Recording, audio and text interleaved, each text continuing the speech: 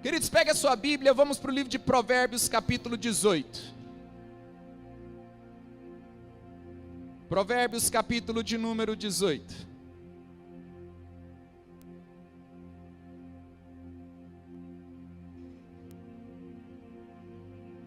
Encontraram?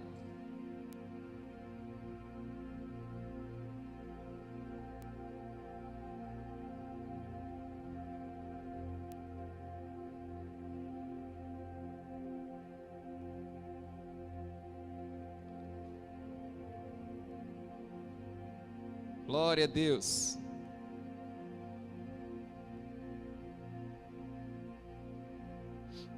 Encontraram aí, né? Nós estamos falando, já tem alguns dias, sobre o medo.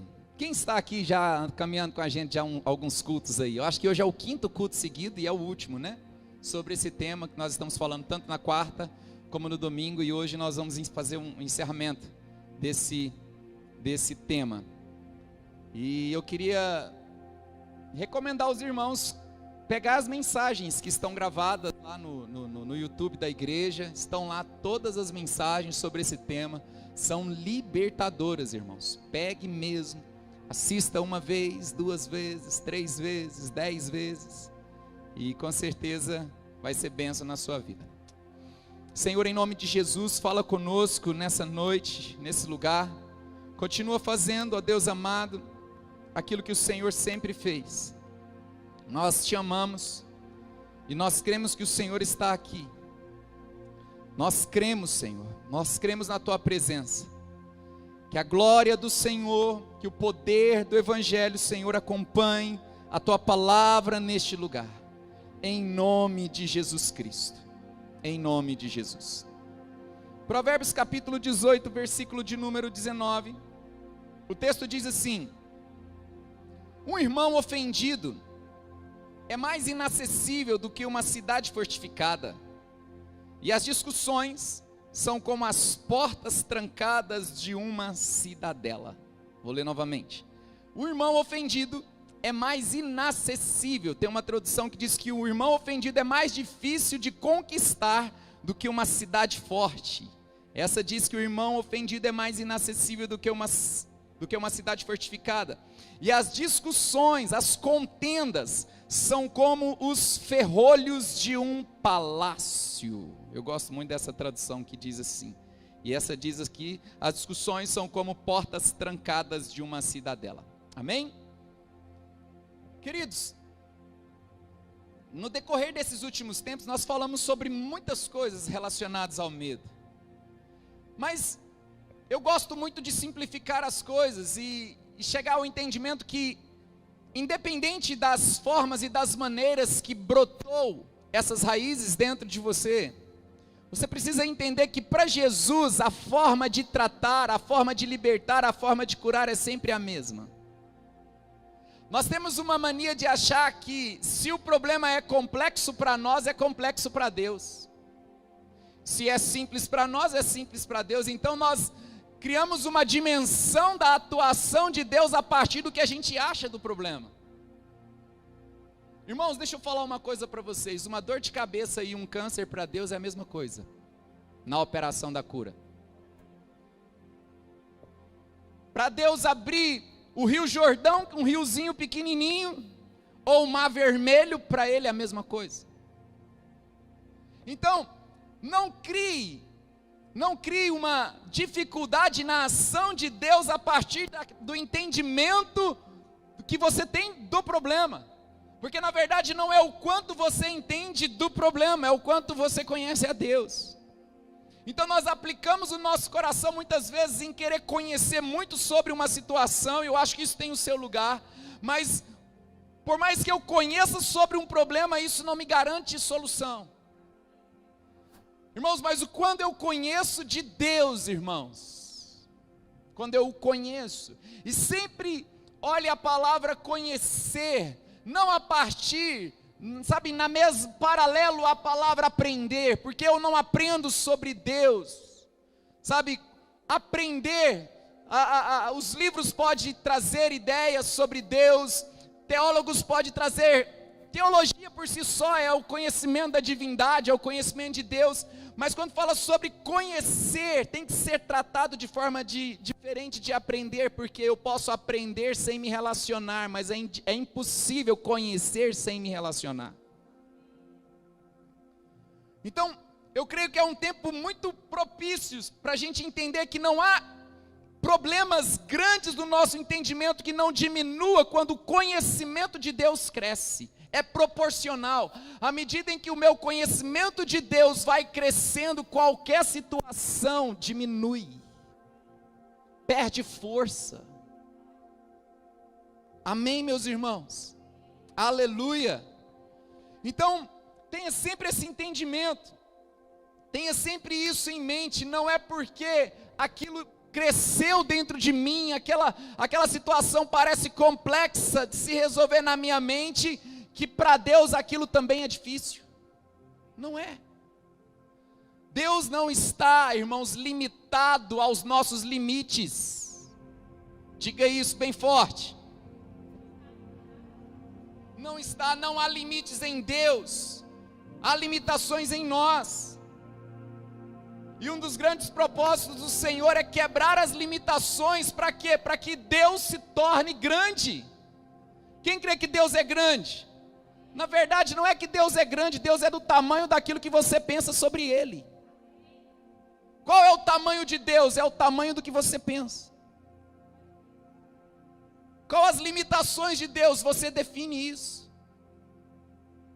Deus é do tamanho daquilo que eu penso a respeito dele. Então, logicamente, se perguntarmos, todo mundo fala, Deus é grande, glorioso e poderoso, mas Ele não vai além daquilo que nós pensamos a respeito dele. Então, toda a ação de Deus pode ser limitada? Pode ou não? Deus pode fazer tudo, mas a ação dele pode ser limitada. Por quê, irmãos? Porque a nossa mentalidade limita a ação de um Deus que pode tudo. A nossa mente limita a ação de um Deus poderoso, soberano.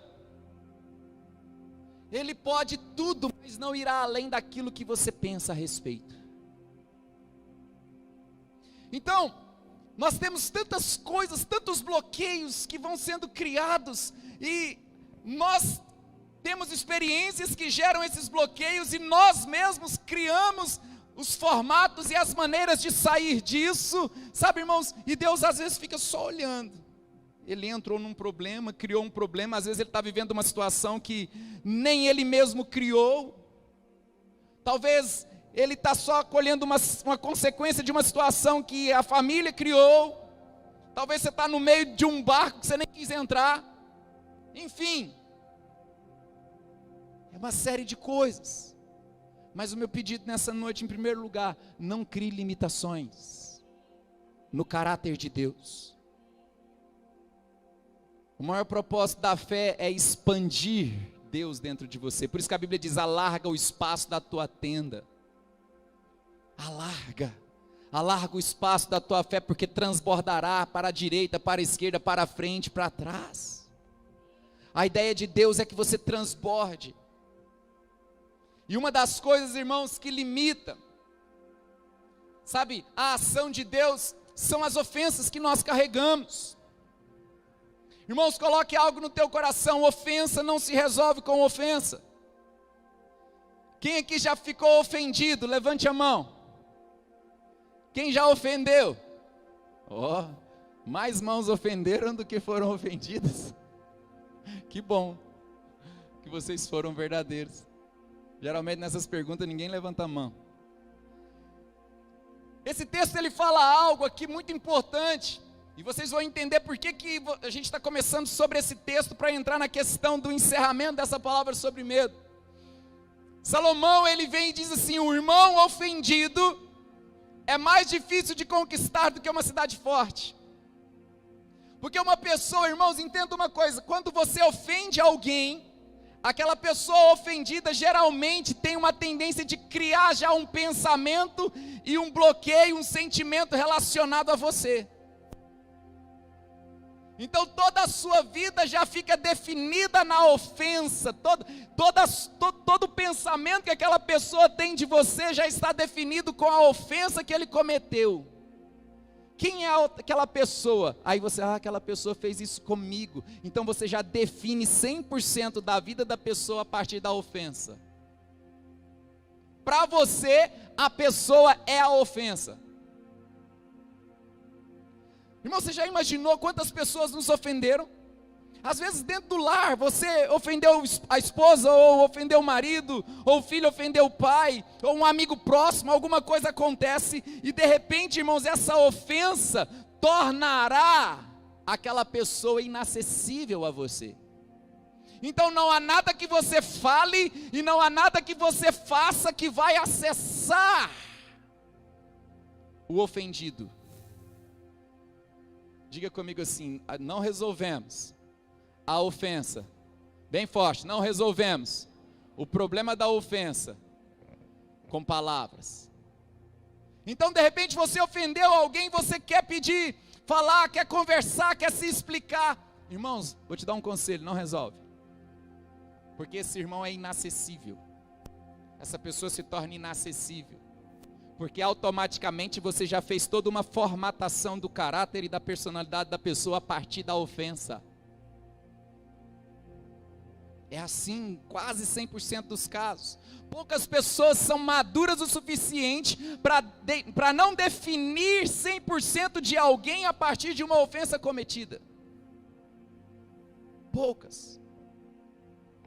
Então o que a Bíblia está dizendo é que o irmão ofendido é mais difícil de conquistar, é mais difícil de acessar do que uma cidade fortificada. Ou seja, eu posso entrar numa cidade cercada de muros, como eram as cidades de antigamente, eu posso acessar este lugar. Esses muros tinham soldados em cima que vigiavam, tinham as sentinelas, tinham todos, mas a Bíblia está dizendo que é mais fácil eu entrar nessa cidade carregada de soldados, cercada de muros, do que acessar o coração de alguém que eu ofendi.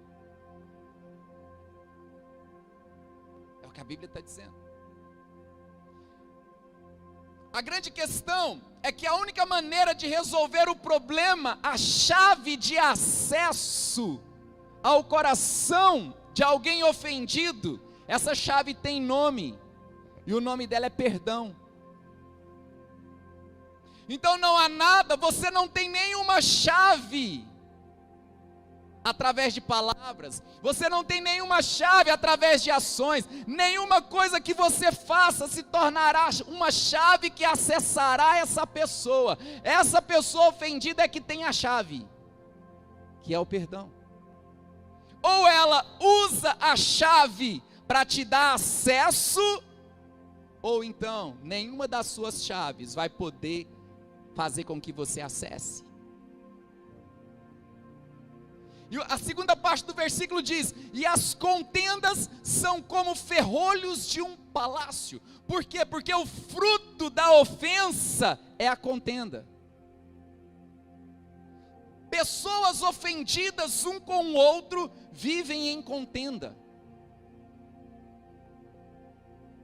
E a Bíblia está dizendo: e as contendas são como ferrolhos. As contendas, está dizendo, são como portas trancadas. Cada vez que você tenta acessar e a chave do perdão não foi usado, contendas vão existir. E quanto mais contendas, mais a cidade vai ficar fortificada, mais a pessoa vai ficar fechada.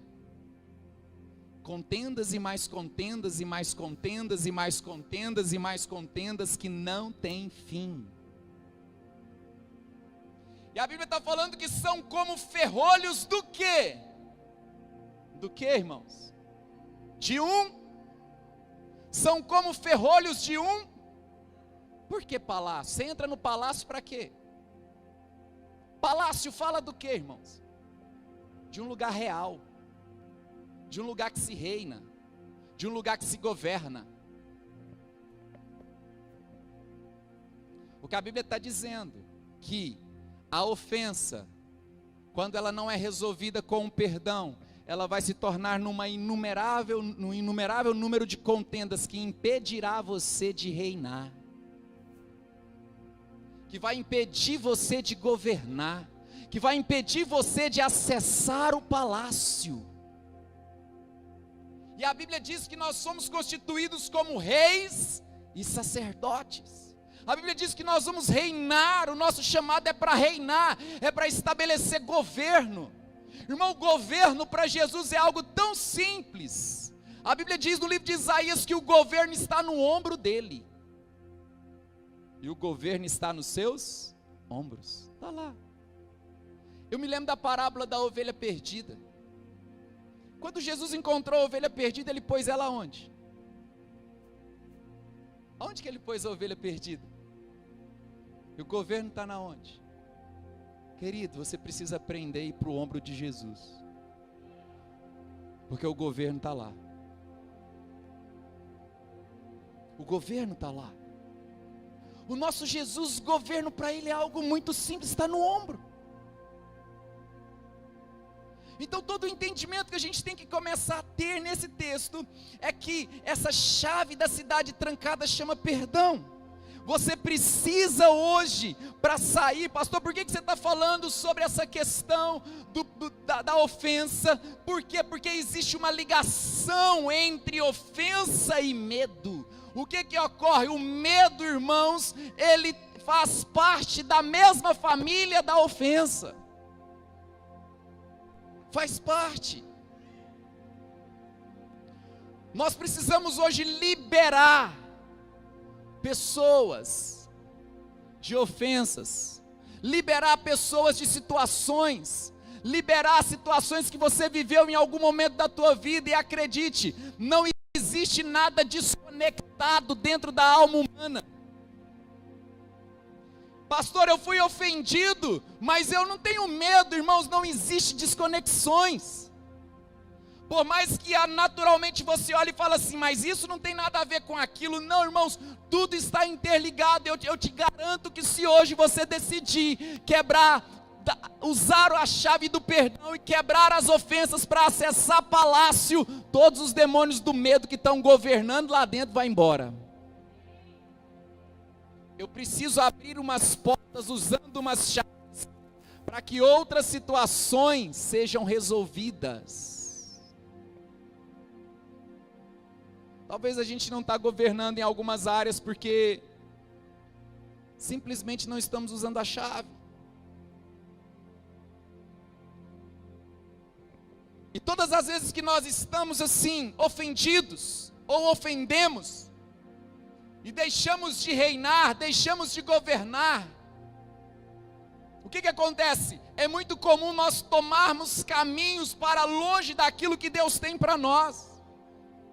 Tomamos caminhos para longe do que Deus tem, corremos para longe do propósito. Em alguma das mensagens nós falamos sobre Elias. Elias foi para muito longe daquilo que Deus tinha, e Deus pegou e fez ele voltar. Elias, o que você está fazendo aqui? Vai, volta, unge Eliseu, enfim. Deus fez ele voltar para o lugar que ele não deveria sair. Então o medo, muitas vezes carregado como produto de ofensa, ele te faz construir caminhos opostos, irmãos. Uma pessoa ofendida, ele trabalha na mente as suas respostas, até as contra-respostas. Ele já tem trabalhado a réplica, a tréplica, a quadréplica, tudo. Eu gosto disso nas épocas de eleição, que é a réplica, você tem a tréplica. A pessoa ofendida, ele já, se ele falar isso, eu vou falar aquilo. E se ele falar aquilo outro, eu vou falar assim, assim, assim. Amém? Tem alguém aqui? Já pensou isso? Porque nós criamos um caminho na mente de respostas. Nós criamos um caminho, irmãos, na nossa mente a respeito das pessoas que estão nos ouvindo ou que nos ofendeu. Irmãos, acredite nessa noite, se você liberar quem te ofendeu, você nunca mais será preso pelo medo. Pastor, mas eu não tenho medo de quem me ofendeu. Eu não estou falando disso. Eu estou falando que você precisa abrir a porta para entrar no palácio.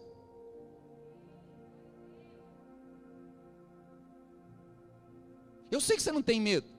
Pelo contrário, se você pudesse, você partia para cima e rasgava ele ao meio. torcer o pescoço de quem te ofendeu.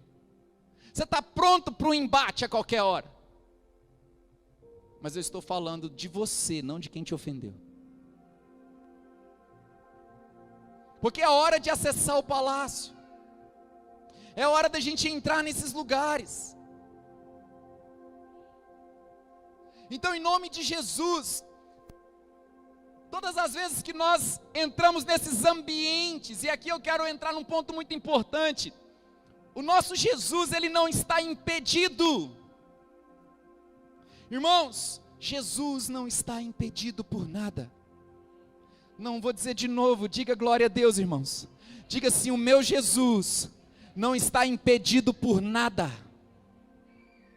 Não está.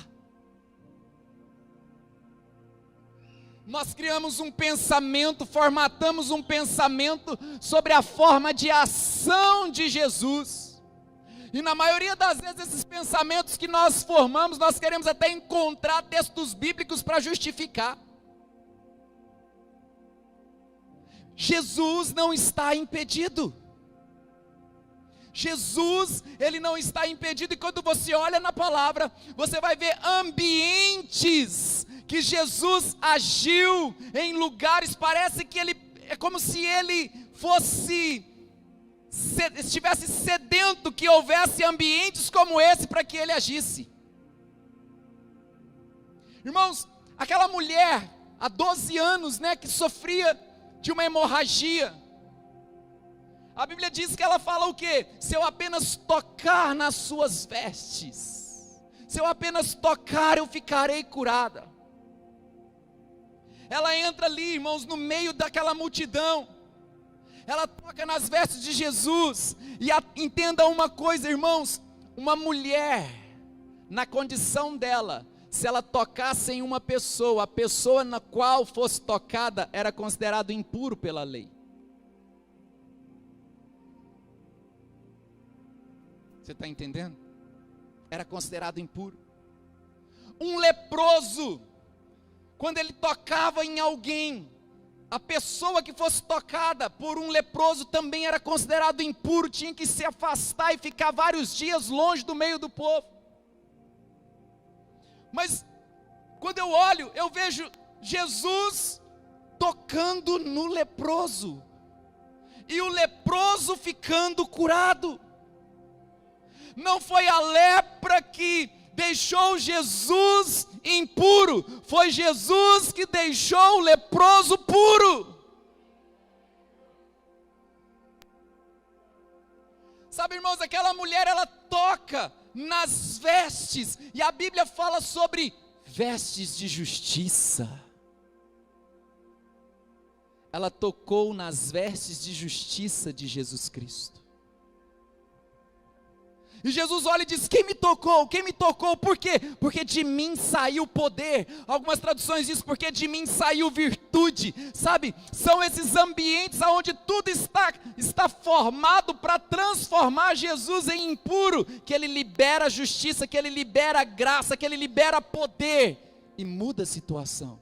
Então, Jesus não está impedido nem por aquilo que a lei dizia. A lei dizia que ele ficaria impuro, porque tocou num leproso, porque uma mulher naquela condição tocou nele. Mas Jesus não estava impedido nem por aquilo que a lei dizia. Irmãos, qual o ambiente que você vive, que você acha que Jesus está longe? Qual o ambiente que você vive, que você acha que Jesus não entra e não acessa? Sabe, meus irmãos, você olha na Bíblia, Pedro, quando ele caminha sobre as águas, não é que Jesus queria que ele afundasse, mas quando ele começou a afundar, Jesus estava lá. Ele estava lá, e disse: não tenha medo.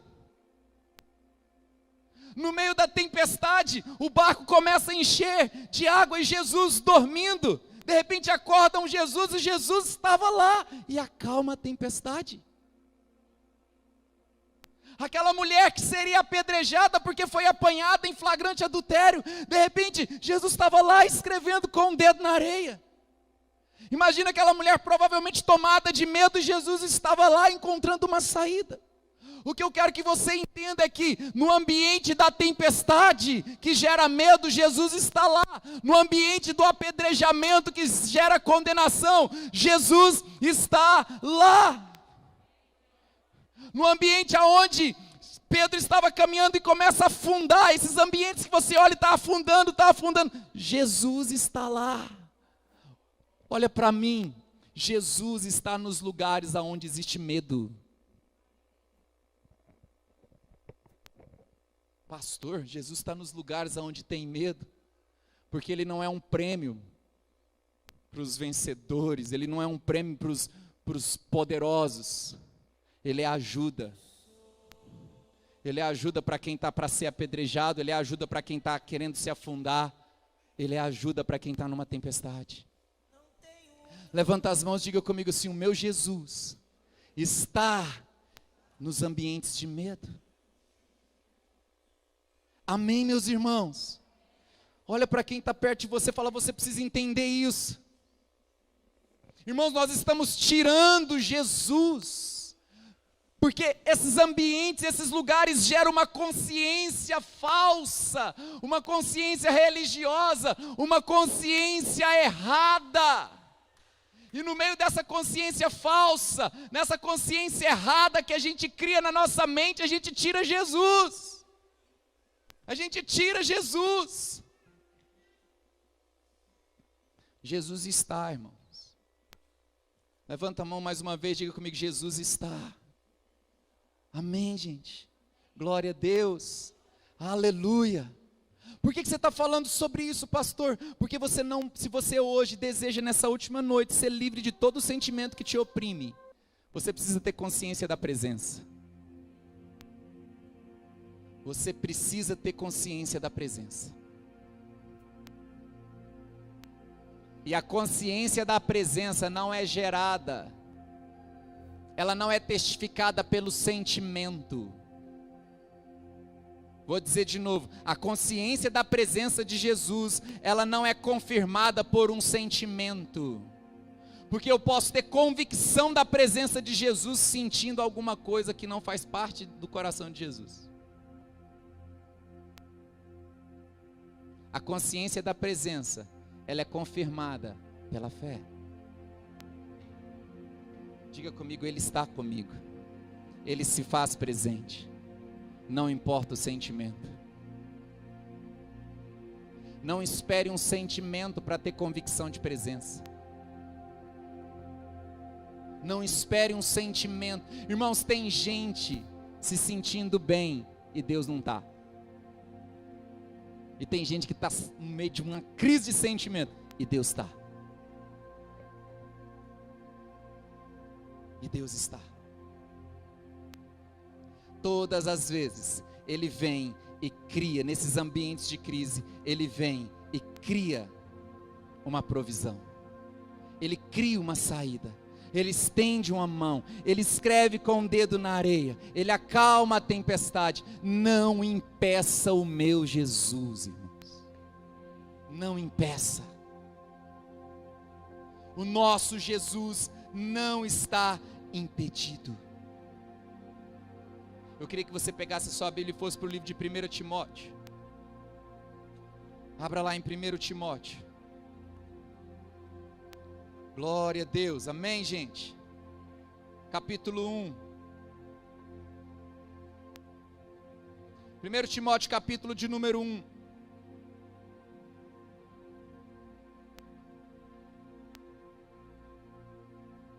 Todas as vezes que você acha que Jesus está impedido de agir por causa do sentimento ou do ambiente, ou do sentimento gerado pelo ambiente criado pelo medo, você vai ficar acovardado. Irmãos, tem coisas, escute isso, tem coisas que era para você já ter vivido na sua vida, e você não viveu por causa de alguma covardia, gerada por um medo. Irmãos, preste atenção. Quem crê que Deus restitui todas as coisas? Tem uma que Ele não restitui. é o tempo. O tempo que passou, Deus não restitui. Por isso que a Bíblia diz que há tempo para todas as coisas, para todo propósito debaixo do céu. Amém? Quem tem saudade? Quando eu tinha 15 anos. Tem como Deus restituir o tempo da sua mocidade? Não tem. Não tem. Quando eu era criança, não sei o que. O tempo não é restituído. O que Deus pode fazer é o seguinte: é acelerar os propósitos para que você viva o que você não viveu. Então Deus tem um plano, Deus tem um propósito, um projeto na sua vida, que era para ter sido vivido em algum momento e você não viveu por causa de algum tipo de situação. Deus acelera os propósitos, mas não restitui o tempo.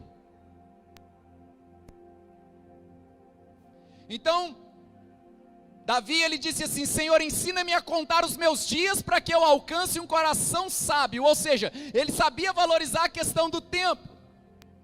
E quando a gente, irmãos, não entende isso, nós vamos, por causa de um sentimento gerado por um ambiente de medo, a gente se acovarda e deixa de viver o que Deus tem. Porque o medo vai travar você, o medo vai querer impedir você, dizendo para você mesmo, na sua própria mente, criando pensamentos: olha, você não consegue, não vai dar, Deus não tem isso. Então, as suas ações, as suas atitudes, elas ficam completamente comprometidas. Tem muita coisa que você já deveria ter colocado o cajado no mar. Tem muita coisa que era para você já ter vivido. E Paulo vem nesse texto, 1 Timóteo capítulo 1, versículo de número 6 e 7. Olha o que diz, versículo 6 e 7, 1 Timóteo. Joga aí para mim na tela, por favor. Algumas pessoas se desviaram destas coisas e se perderam em discussões inúteis. 1 Timóteo capítulo 1, agora o verso 7. Pretendendo, é isso mesmo? É isso mesmo? Você está na tradução, põe aquela tradução NVI, se tiver NVI. Deixa eu ler na minha Bíblia aqui. 1 Timóteo capítulo 1, verso 6 ao 7.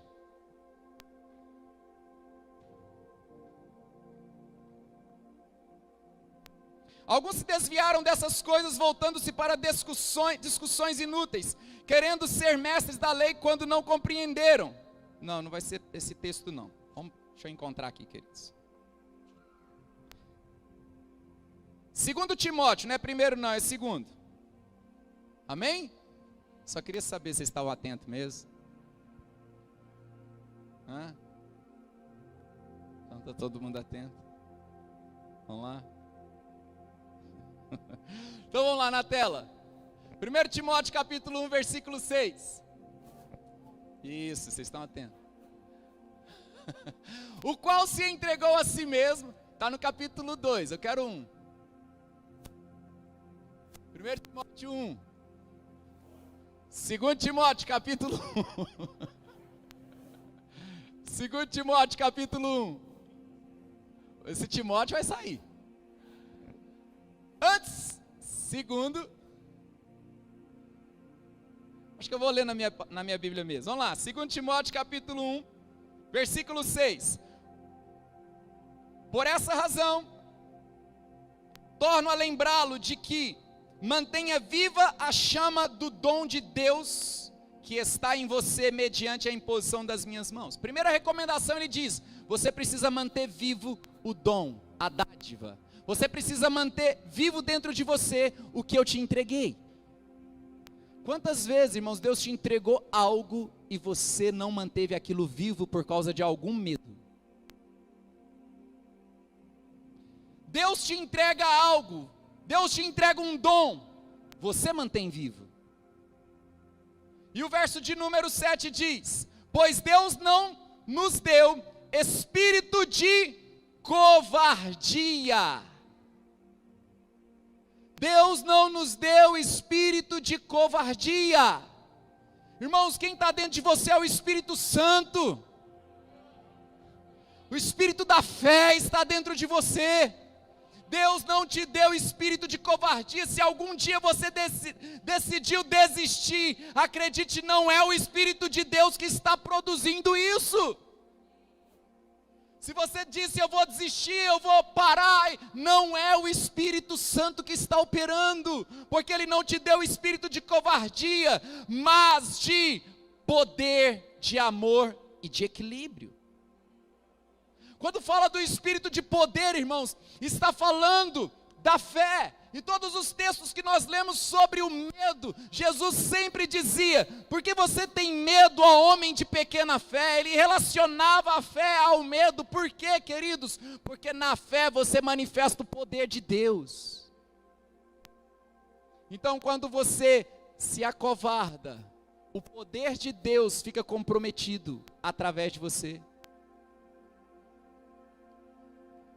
E Ele nos deu espírito de poder, fala de manifestações externas. E Ele nos deu espírito de amor, que fala de uma operação interna. Porque é o amor que lança fora todo medo. Irmãos, entenda uma coisa. O poder vem quando eu falo de Deus. O amor vem quando eu falo com Deus. Está entendendo? Então você precisa ter no teu coração que não basta falar de Deus, você tem que falar com Deus. Não é só falar de, é falar com. Porque à medida que você fala com Deus, todo o seu interior vai ser tomado, toda uma operação interna vai acontecer no seu interior, de forma que não vai haver espaço para covardia. E a covardia, ela é a filha do medo. Deus não te deu espírito de covardia, não é a covardia que habita dentro, é o amor que habita dentro. Então eu fui tomado pelo amor que vem do meu Pai, eu falo com o meu Pai, eu tenho consciência desse amor, e não há espaço para me acovardar. Eu fui tomado com esse amor, e agora externamente eu manifesto o poder. Veja bem, fala do poder, fala do amor, e fala do equilíbrio. O que é equilíbrio? Equilíbrio fala de uma junção de duas forças, fala, irmãos, de dois pesos equilibrados, o poder e o amor equilibrado, fala de uma estabilidade, de uma compensação de forças.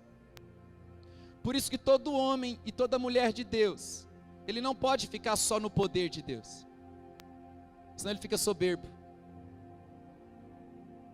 Mas ele também não pode ficar simplesmente só na operação interna do amor.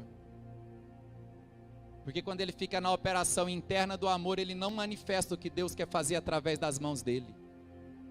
Eu amo, mas não faço nada? Ou eu posso fazer muita coisa e não amar ninguém?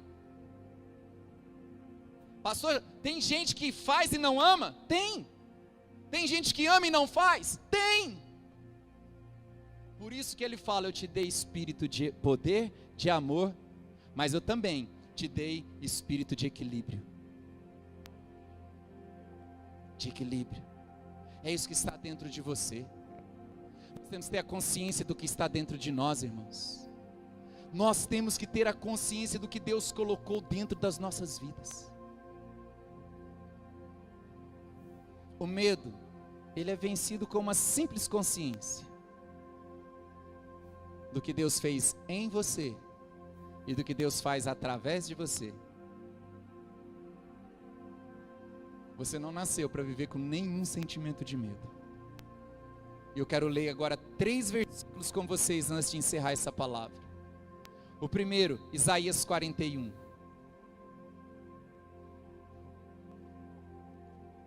Isaías capítulo 41.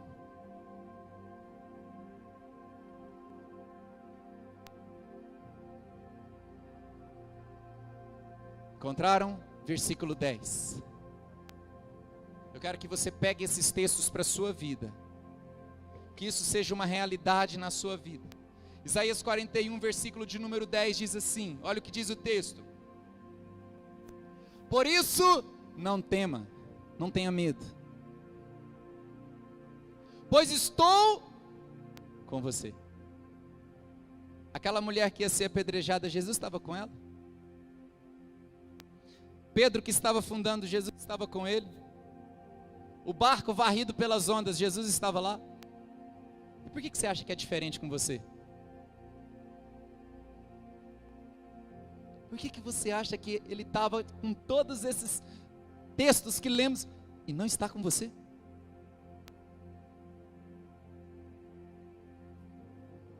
Não temas, eu estou com você, não tenha medo, pois sou o seu Deus.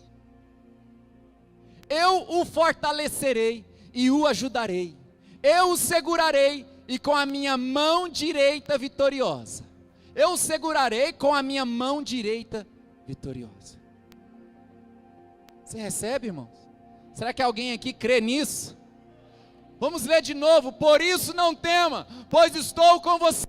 Não tenha medo, pois sou o seu Deus. Eu o fortalecerei e o ajudarei. Eu o segurarei com a minha mão direita vitoriosa. Ele te segura com a mão que vence. Ele te segura com a mão que vence. Aleluia. Vamos ler outro texto, Salmo 56. Salmo capítulo 56.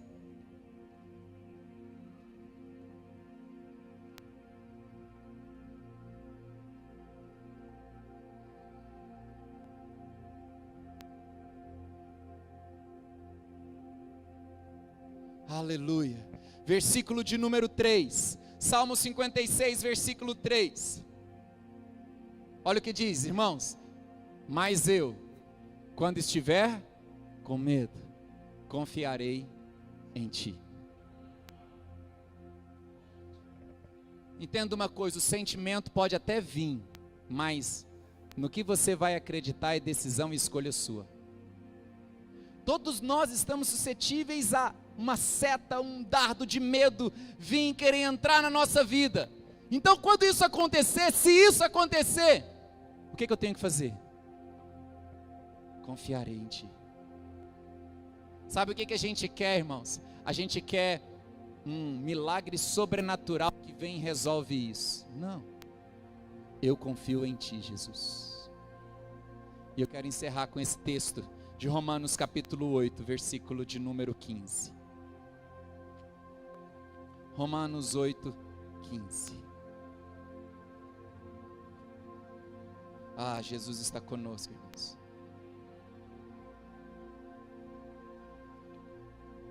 Romanos 8,15. Encontraram?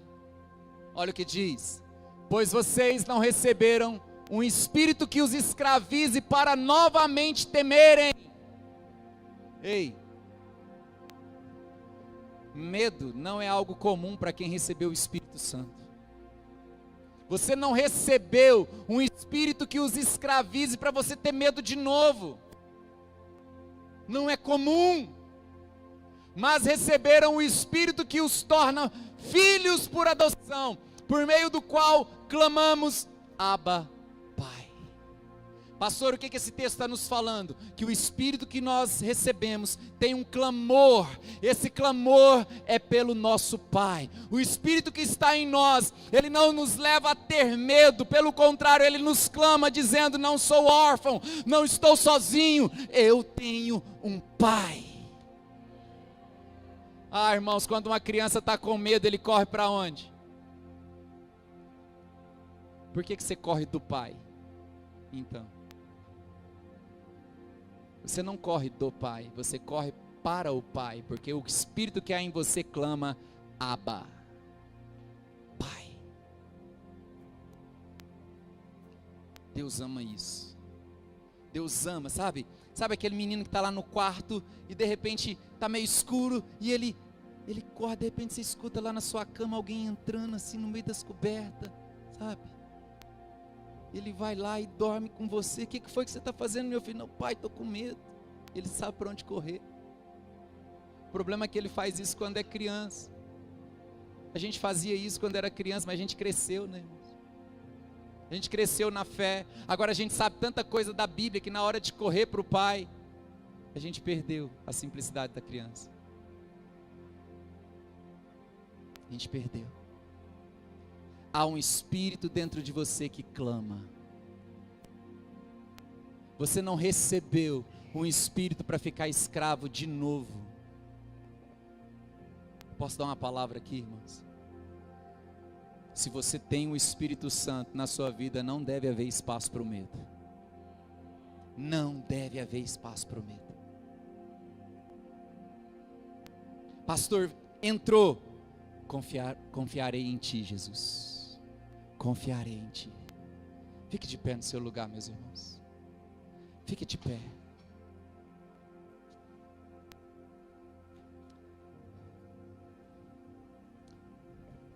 A Glenda deu abertura no culto aqui hoje falando sobre sonhos de Deus para a nossa vida, alguma coisa assim. Será que você não pode voltar a sonhar, não? Hã?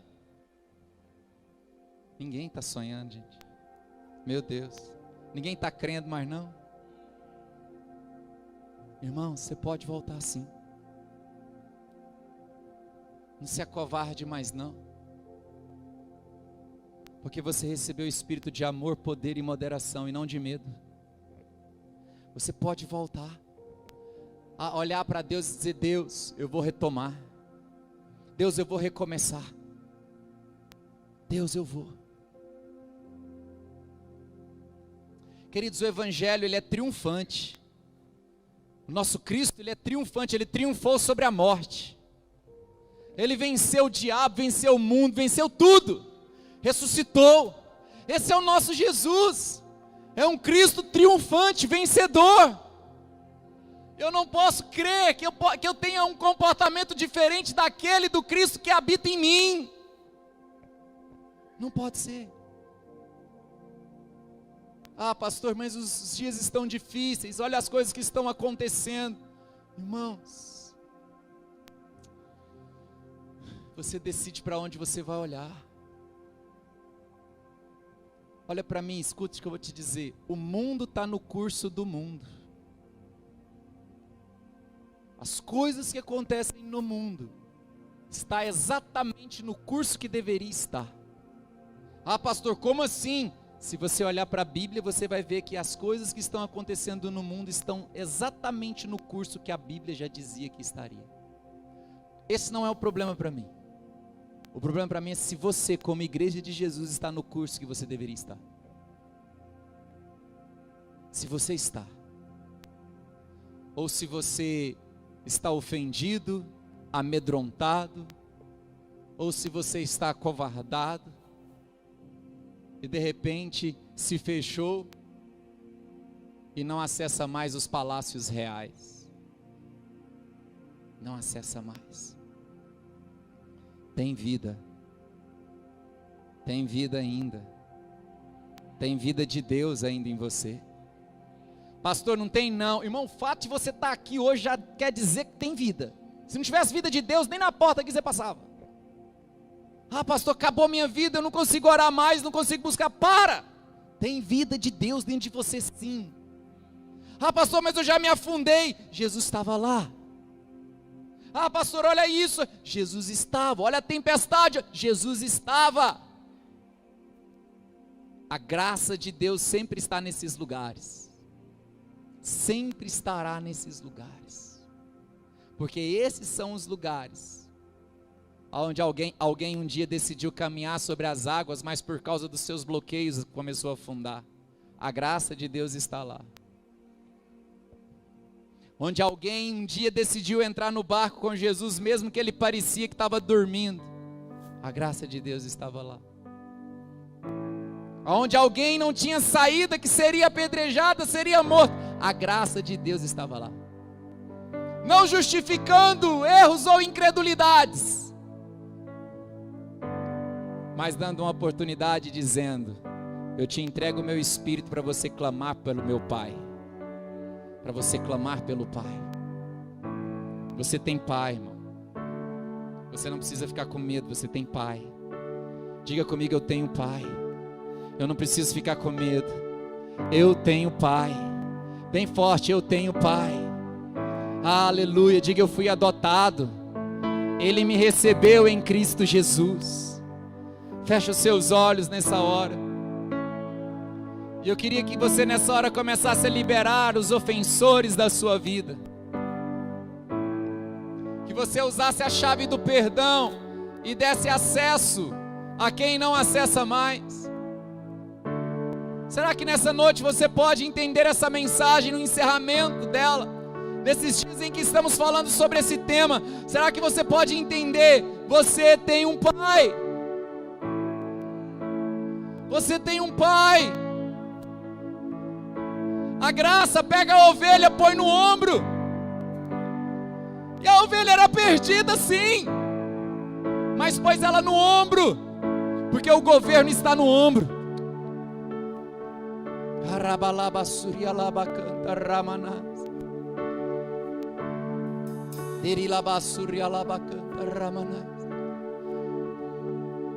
Fecha seus olhos, irmãos. Chega de uma vida carregada de ofensa. Chega. Você precisa usar a chave do perdão nessa noite. É sério isso, é sério, é sério. Você precisa usar a chave do perdão essa noite, para que Deus acelere propósitos. É necessário que o perdão se torne um liberador desse aceleramento. Um liberador desse aceleramento. Comece a orar, comece a orar. Vamos ficar agora alguns minutos aqui em oração.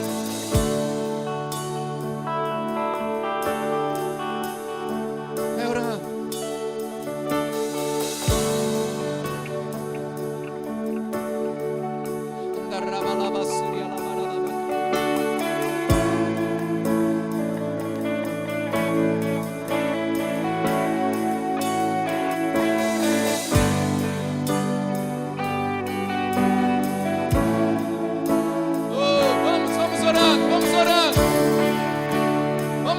Orando.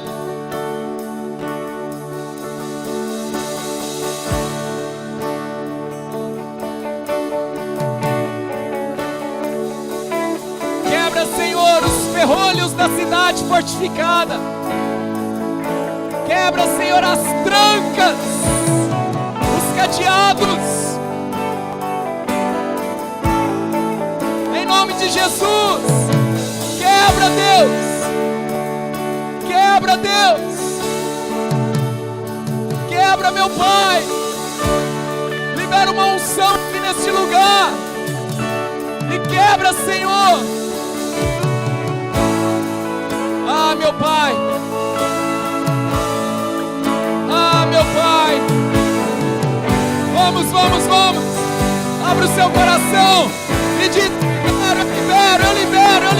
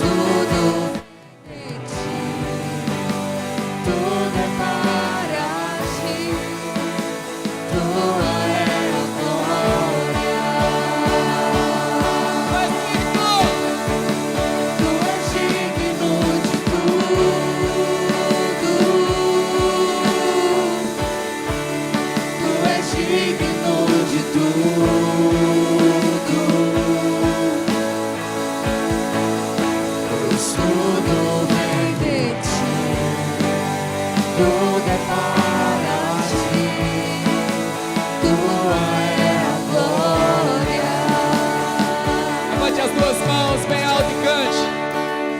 digno de tudo.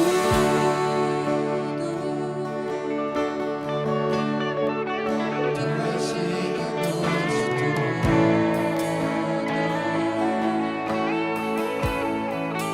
Pois tudo vem de ti, tudo é para ti. Tua é a glória.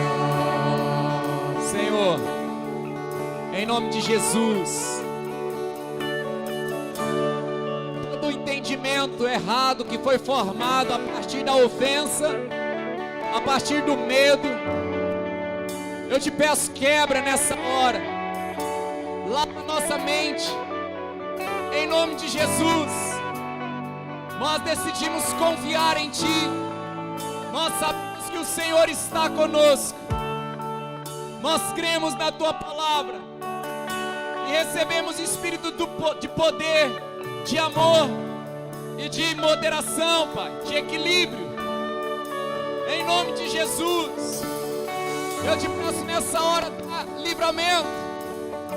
livramento, e que comece um aceleramento de propósitos, em nome de Jesus. Tudo que está travado e impedido de fluir, Pai, eu declaro, eu determino, eu profetizo um fluir e um aceleramento da Tua vontade na vida dos meus irmãos, em nome de Jesus, em nome de Jesus, em nome de Jesus. Você que está aqui nessa noite, você sente que a sua vida é travada em algumas áreas, por causa de ofensas ou por causa do medo, em nome de Jesus, rejeita isso agora. Pastor, eu não estou pronto para perdoar, eu não consigo. Dizer que não está pronto para perdoar, dizer que não consegue, para Deus é como se você está dizendo: eu não quero perdoar, eu não quero. Se você tem situações familiares carregadas de ofensa, peça para Deus te mostrar quem é o seu cônjuge para Ele. Deus, quem é o meu cônjuge para você? E Deus vai te dar revelação de quem é o seu esposo, de quem é a sua esposa. E Ele vai te ensinar a olhar para o seu cônjuge como o próprio Deus olha. E a ofensa será arrancada do seu coração. Você vai descobrir que é uma pessoa boa, abençoada, que Deus colocou na sua vida, mas que você está deixando de viver coisas boas, porque você prefere manter a cidade trancada. E aí, ninguém acessa o palácio, ninguém governa. Ninguém governa. Oh Jesus, você pode liberar essas pessoas agora. Você pode perdoar. Faça isso. Deus tem dias diferentes e novos para você. Deus tem um tempo novo para você, lugares novos para você acessar, recursos e tesouros para você tocar. Deus tem isso.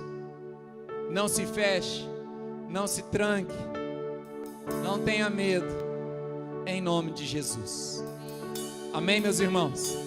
Você pode aplaudir bem forte ao Rei, mais forte ao Rei da Glória.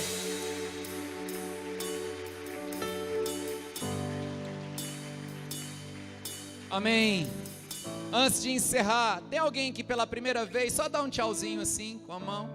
Sejam bem-vindos também, muito bem-vindos, muito bem-vindos. Mais alguém? Sejam muito bem-vindos também, bem-vindos. Quantos irmãos pela primeira vez, né? Ficamos felizes com a presença de vocês.